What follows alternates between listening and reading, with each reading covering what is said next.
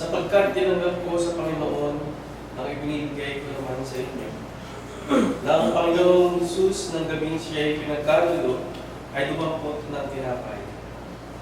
At nang siya'y nakapagpasalamat at kanyang pinagputol-putol ang sinabi, ito'y aking katawan na pinagputol-putol dahil sa inyo, gawin ninyo ito sa pag-alaala sa akin. At kayo din naman hinawakan ng saro pagkatapos ng maghapon na sinasabi, ang sarong ito siyang bagong tipan ng aking dugo. Gawin ninyo ito tuwing kayo'y magsisinog sa pag-alaala sa akin. Sapagkat sa tuwing kain ninyo ang tinapay na ito at inuman ninyo ang saro, ay inihahayag ninyo ang pagkamatay ng Panginoon hanggang sa dumating siya.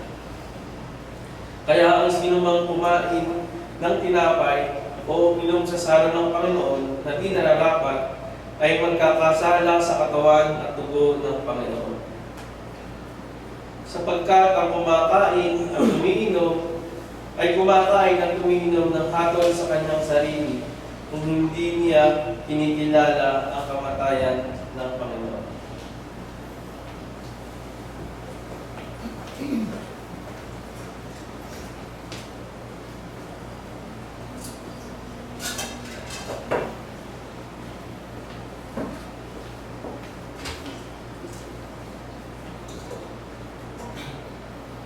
At tayo po mga kapatid ay panandali ang lumukod at tayo ay manalangin.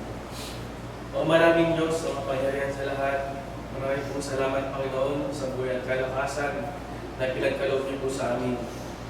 Pinagpapasalamat din po namin Panginoon ang pagkakataon na kami binigyan mo Panginoon ng kaligtasan.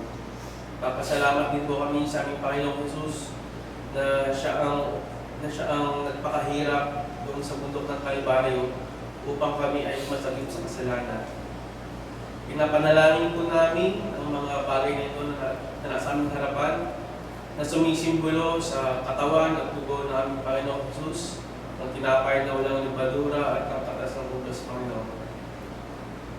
Pinapanalangin po namin Panginoon ang mga tatanggap ng mga bagay na ito na Panginoon ay pagkalooban mo ng kapatawaran sa mga nagagawa ng mga pagkakasala Panginoon na ayon Panginoon sa iyong kalooban.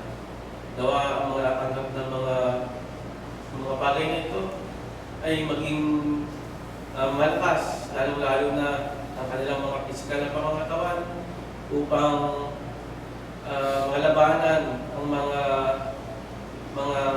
kasamaan dito sa sanlibutan, lalo-lalo na makapagpatuloy at maipagpalaki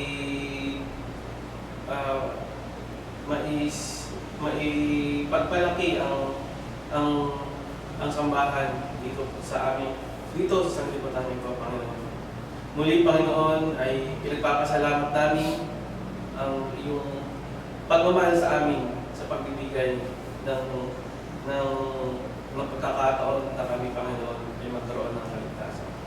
Muli, ito lang po ang aming dalangin sa pangalan ng Anak ni Jesus na aming tagapagligtas. Amen. Amen.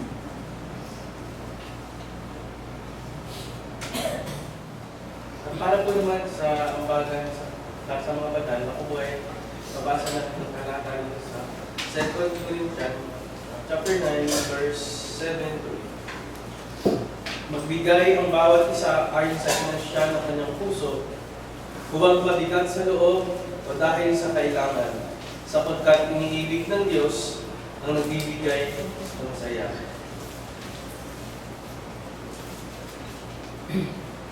Tayo po ay umawit na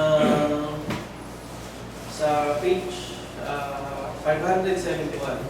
At atin pong awitin yung verse and 3. Sowing in the morning. Ready? Sing. Sowing in the morning, sowing seeds of kindness, sowing in the noontide, in the dewy day, waiting for the harvest and the time of reaping, we shall shall come rejoicing, bringing in the sheaves, bringing in the sheaves, bringing in the sheaves. We shall come rejoicing, bringing in the sheaves, bringing in the sheaves, bringing in the sheaves. We shall come rejoicing, bringing in the sheaves. Going forth with weeping, sowing for the Master. Don't let us sustain our spirit often grieves. When our weeping's over, He will bid us welcome. We shall come rejoicing, bringing in the sheaves, bringing in the sheaves, bringing in the sheaves. We shall come rejoicing, bringing in the sheaves, bringing in the sheaves, bringing in the sheaves. We shall come rejoicing, bringing in the sheaves. Muli po tayo ay manalangin Panginoon sa ating mga pinagkakagapa. Baba namin Diyos na makapangyarihan sa lahat. Muli po Panginoon ay nagpapasalamat kami sa mga napatambagan namin sa araw nito. Nawa Panginoon, ang mga salaping ito ay makatulong sa pagpapalago Panginoon ng inyong iglesia. Lalo na rin Panginoon upang makatulong sa mga kapatiran namin ng mga nangangailangan Panginoon. At patuloy mo po Panginoon kaming bigyan ng biyaya na nagmula sa iyo Panginoon upang kami Panginoon ay makapagpatuloy na makapagbigay sa panambahang ito na sa gayon ay maging natayo siya, maging nakatayong matatag ang iyong iglesia Panginoon dito sa panambahang ito. Muli Panginoon, kami kapasalamat sa kalakasan, Panginoon, na pinagkatulog niyo po sa amin sa mga ito. Ang lahat po, Panginoon, ng mga ito ay inihatid namin sa pangalan ng iyong Anak Jesus, na aming tagapagligtas. Amen.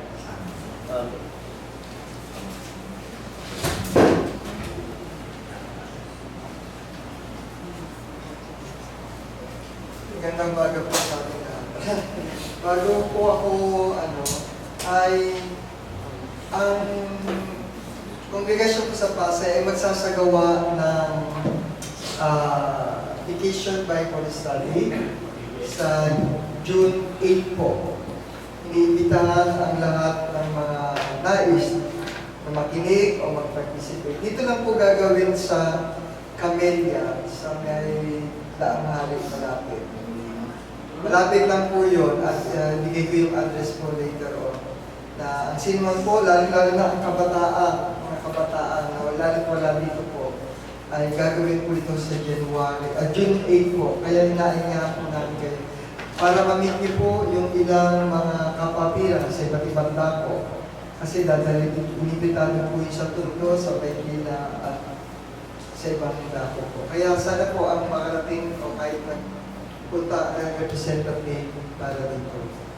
At bigay ko na rin po yung pagkakataon dito na kasi kanina ko pa po nakikita, napakalungkot ng isa nating kapatiran. Pero sana batiin po natin siya sa kanyang pagpasa, sa kanyang examination, at isa na siyang ganap po na licensed professional teacher. Sama-sama po natin pasalamatan ang blessing na binigay kay Raul Verma. Magandang baga po sa lahat.